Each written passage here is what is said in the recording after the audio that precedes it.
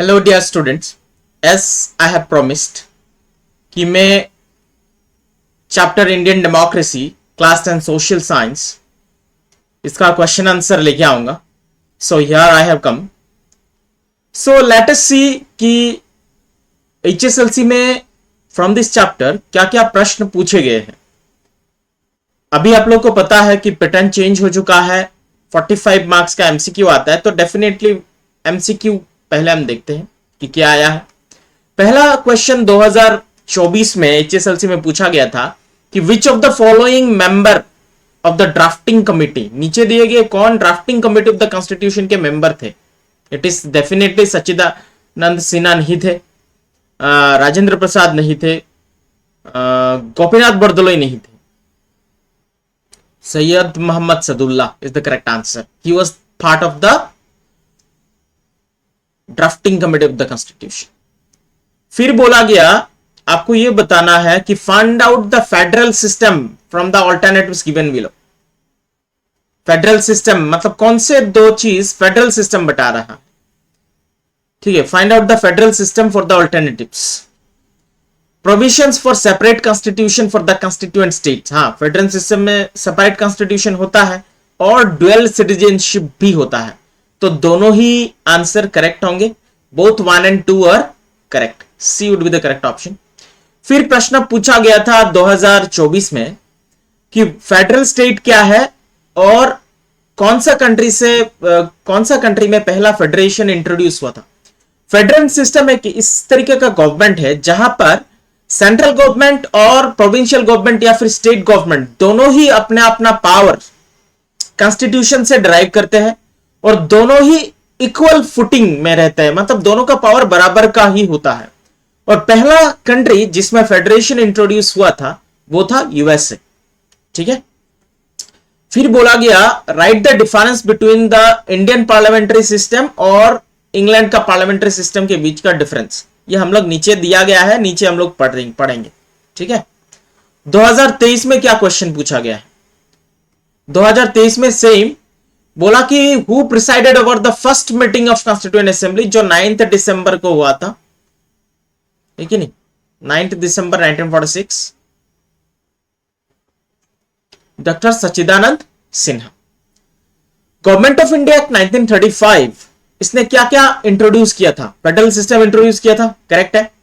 And इसने parliamentary system भी introduce किया था but in a limited form pre independence India में. तो दोनों ही स्टेटमेंट करेक्ट होंगे. Both 1 and 2 are correct.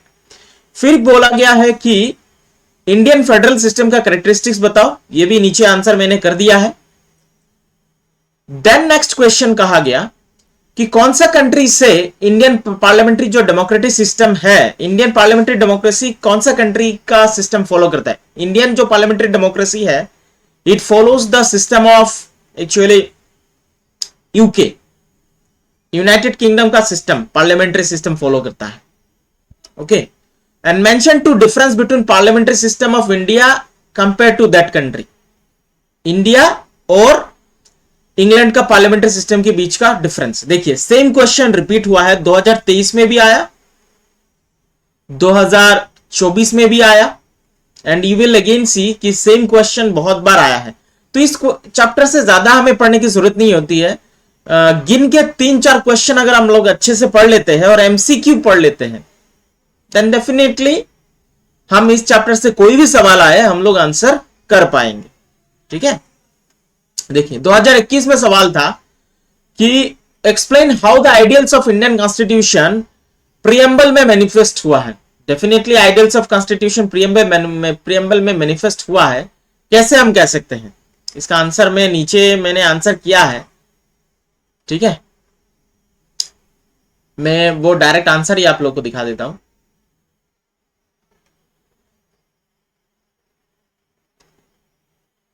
Yes here, ये देखिए ये वाला दिस क्वेश्चन 2021 में पूछा गया. Okay. Parliament actually parliament I am not saying preamble, constitution का जो प्रियम्बल है it is actually introduction to the constitution. और प्रियम्बल में ही बताया गया है We the people of India having solemnly resolved and constitute India into a sovereign socialist secular democratic republic. तो वहां पर जो भी चीजें बताया गया है, पहला जो लाइन बताया गया we the people of India, इसका मतलब कॉन्स्टिट्यूशन जो अपना पावर ड्राइव करता है कहां से, भारत के लोगों से उसको पावर मिली, क्योंकि भारत ने के लोगों ने मिलकर ही ये कॉन्स्टिट्यूशन बनाया।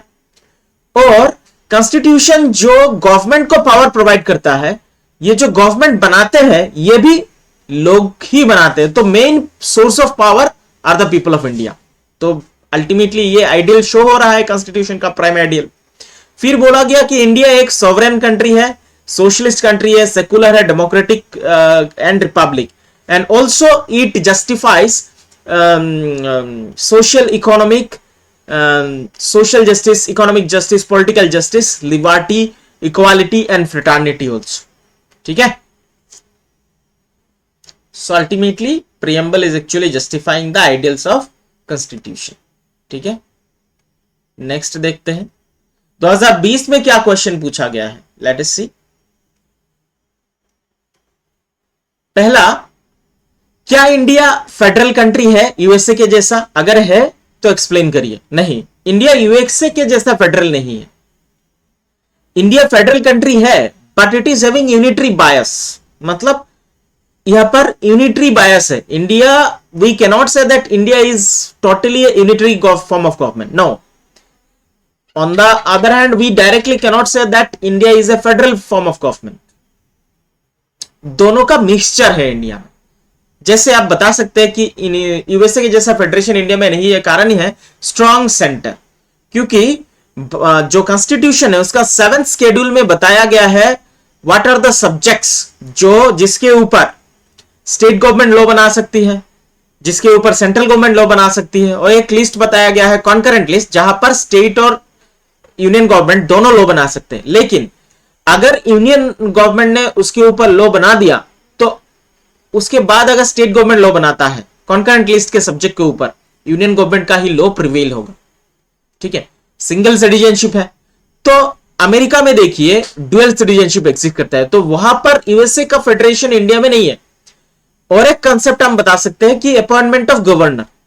ठीक है, तो governor is actually acting as an agent of the central government, but we is actually administering where, state government में। उसके बाद आप ऑल इंडिया सर्विसेज बोल सकते हैं। यूपीएससी एग्जाम लेती है आईएएस, आईपीएस और आईआरएस का, but they work in the state.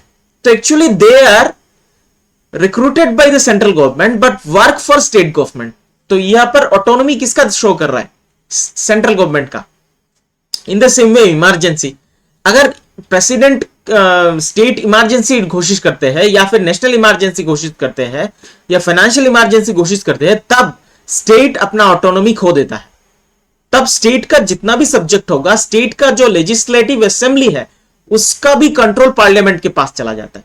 तो हम कह सकते हैं कि इंडिया का जो फेडरेशन है it is a blend of both federal as well as unitary form of government. So we directly can not say that India follows the federation like that of USA, but it follows the federation like that of Canada.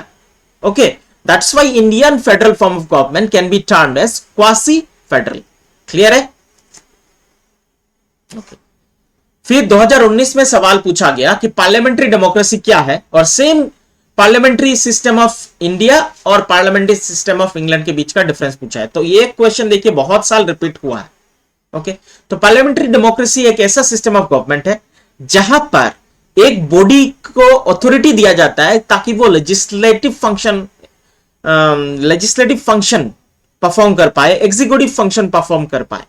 और वो जो body का authority दिया जाता है, इस body में जितने भी लोग होते हैं सारे रिप्रेजेंटेटिव द कॉमन पीपल होते हैं, and they are elected by means of vote. Clear? तो here are some short questions, मैंने इसका आंसर कर दिया है, आप लोग को पीडीएफ तो मिल ही जाएगा। ठीक है, ओके। तो जो इंपॉर्टेंट क्वेश्चन है उसका आंसर मैं फिर से एक बार बता देता हूं आप सब लोगों को, जो बार बार पूछा गया है। ओके, ये ऑलरेडी मैं डिस्कस कर ही चुका हूं कि ये क्वेश्चन भी 2020 में आया था कि इंडिया को sovereign socialist secular democratic Republic क्यों कहा जाता है। इंडिया को सॉवरेन इसलिए कहा जाता है क्योंकि इंडिया का जो गवर्नमेंट है उसके पास सुप्रीम अथॉरिटी है, ना तो कोई इंटरनल या फिर external authority except government India को एडमिनिस्टर कर सकता है, इसलिए इंडिया के पास सॉवरेनिटी है। सोशलिस्ट, इंडिया में कोई डिस्क्रिमिनेशन नहीं होगा in terms of income, status या standard of living. Right to equality article 14 है, though there are some exceptions, still right to equality तो है। उसके बाद बताया गया है secular. Why India is secular country? Because India do not have any state religion, it allows all the religion to profess, practice and propagate according to their own way. Indian government do not interfere, but if it violates the fundamental rights, then only it comes into effect and तभी effect में आता है और उसी समय it interferes into the matter of religion. But normally it is taking stand away from the religion. ठीक है। उसके बाद डेमोक्रेटिक क्यों? इंडिया में जो भी रिप्रेजेंटेटिव है they are elected by the common people and the government is ruled by them, that's why it is a democratic, it is the government of the common people, that's why India follows the democratic form of government. Republic क्यों है? Head of the state जो president होते हैं, here he और she is indirectly elected, elected है, hereditary post नहीं है, like that of you आपका यूके, यूनाइटेड किंगडम, इंग्लैंड के जैसा नहीं है। ठीक है। नेक्स्ट, ऑब्जेक्टिव रिजोल्यूशन जो पंडित नेहरू ने दिया था वो क्या है? यहां से आप पढ़ सकते हैं, ये आपका टेक्स्ट बुक से ही पूरा लिया गया है already, I have made you understand. Okay, next question देखते हैं। क्वेश्चन ये पूछा गया, इंडियन फेडरल सिस्टम का कैरेक्टरिस्टिक्स बताओ। Characteristics of Indian federal system, पहला ड्यूअल गवर्नमेंट, स्टेट गवर्नमेंट अलग रन करता है, सेंट्रल गवर्नमेंट अलग रन करता है और दोनों ही अपना अथॉरिटी कॉन्स्टिट्यूशन से लेते हैं। स्ट्रिक्ट डिवीजन ऑफ पावर है, 7th शेड्यूल दिया गया है, कौन सा सब्जेक्ट के ऊपर स्टेट लॉ बना सकता है, कौन सा सब्जेक्ट के ऊपर यूनियन गवर्नमेंट लॉ बना सकता है और कौन सा सब्जेक्ट दोनों मिलकर लॉ बना सकते हैं। तो division of powers exist. Written और रिजिड कॉन्स्टिट्यूशन है, कॉन्स्टिट्यूशन में डायरेक्टली प्रोविजंस या फ्रेमवर्क दिया गया है कि अगर सेंटर और स्टेट के बीच में डिस्प्यूट होता है तो हाउ टू रिजॉल्व इट, तो written and rigid constitution. Supremacy of the constitution, ये एक इंडियन फेडरल कैरेक्टरिस्टिक्स बोल सकते हैं कि कॉन्स्टिट्यूशन इज सुप्रीम। कोई भी लॉ अगर पार्लियामेंट हो या स्टेट लेजिस्लेटिव असेंबली हो बनाती है, if it is violating the provisions of constitution then it would become invalid. ठीक है। Now the most important question, ये जो क्वेश्चन मैंने बताया ये भी बड़ा ही इंपॉर्टेंट क्वेश्चन है। अभी जो क्वेश्चन बताने जा रहे हो मोस्ट इंपॉर्टेंट क्वेश्चन, बहुत सालों में पूछा गया कि इंडिया के पार्लियामेंट्री सिस्टम और इंग्लैंड के पार्लियामेंट्री सिस्टम के बीच का डिफरेंस बताइए। पहला, इंडियन पार्लियामेंट्री सिस्टम एक डेमोक्रेटिक रिपब्लिक है, यहां पर head of the state elect होते हैं, वेरस इंग्लैंड का जो हेड ऑफ द स्टेट है, जो किंग या क्वीन होते हैं, वो हेरिडिटरी पोजीशन है। ठीक है। दूसरा, power and composition of the upper house of the parliament, जिसे हम राज्यसभा बोलते हैं, वो पूरी तरीके से अलग है इंग्लैंड का जो अपर हाउस है, जिसे हाउस ऑफ लॉर्ड कहा जाता है। ठीक है। फिर इंग्लैंड का जो पार्लियामेंट्री सिस्टम है वो बहुत पावरफुल है, जहां पर procedure established by law follow होता है। इसका मतलब जो इंग्लैंड का पार्लियामेंट ने अगर कोई कानून बनाया तो उनका जो सुप्रीम कोर्ट है उससे सुप्रीम कोर्ट भी वॉइड घोषित नहीं कर सकती, इनवैलिड घोषित नहीं कर सकती। वेरस भारत का जो पार्लियामेंट्री सिस्टम है हैविंग लिमिटेशन, मतलब लॉ बनाने का पावर है, बट अगर ये लॉ कॉन्स्टिट्यूशन का जो बेसिक स्ट्रक्चर है उसे वायलेट करता है तो सुप्रीम कोर्ट उसे स्ट्रक डाउन कर सकती है, जो हमने देखा था repeal of farm laws, farm bill जो रिपील हुआ। ठीक है। सो ये थे कुछ इंपॉर्टेंट क्वेश्चंस जो आपको पढ़ने चाहिए। ठीक है। और सम अदर क्वेश्चंस, कुछ इंपॉर्टेंट क्वेश्चंस भी मैंने दिया है। एक क्वेश्चन मैं बता देता हूं, 4 most important function of preamble. Preamble का 4 इंपॉर्टेंट फंक्शन, ये इंपॉर्टेंट क्वेश्चन आ सकता है। पहला, ये कॉन्स्टिट्यूशन का एम्बिगुअस आइडिया जो है उसको क्लैरिफाई करता है, कॉन्स्टिट्यूशन को कुछ आइडियल्स एंड ऑब्जेक्टिव्स प्रोवाइड करता है। The preamble is used to assess the actions, government का एक्शंस किस तरफ जा रहा है, इसके लिए प्रियम्बल उसे डिटरमाइन कर सकता है। एंड पब्लिक ओपिनियन फॉर्म करने के लिए भी प्रियम्बल एक इंपॉर्टेंट टूल है। Okay, so here I have completed all the important answers and questions. PDF आपको मिल जाएगा, ठीक है, PDF will be given to you. PDF का जो आपका पासवर्ड रहेगा, ठीक है, पासवर्ड में आप लोगों को बताता हूं।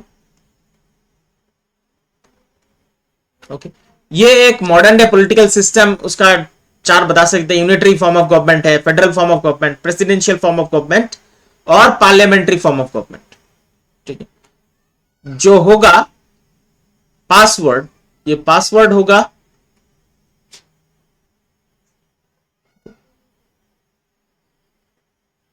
PL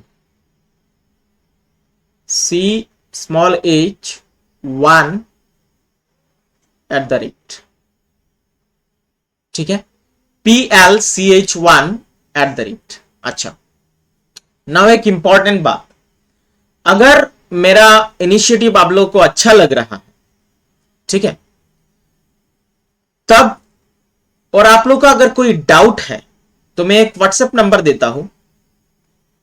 इस व्हाट्सएप नंबर में आप मुझे मैसेज कर सकते हैं, बट नो कॉल्स, कॉल्स नहीं कर सकते। You can message me.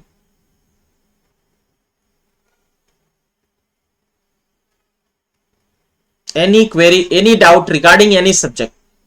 मैं मैथ्स भी लेके आऊंगा, मैथ्स का इंपॉर्टेंट क्वेश्चन, एमसीक्यू कैसे हैंडल करना है, एमसीक्यू को हम फास्ट तरीके से कैसे कर सकते हैं, I will bring it to you, ठीक है। ओके, अनदर थिंग, अगर आप लोगों को लग रहा है कि मैं आप लोग के लाइफ में कुछ वैल्यू ऐड कर रहा हूं और आप लोगों को अगर कुछ देना हो तो आप दे सकते हैं। It's just a voluntary thing. ये मेरा जीपे का नंबर है, ये वॉलंटरी है,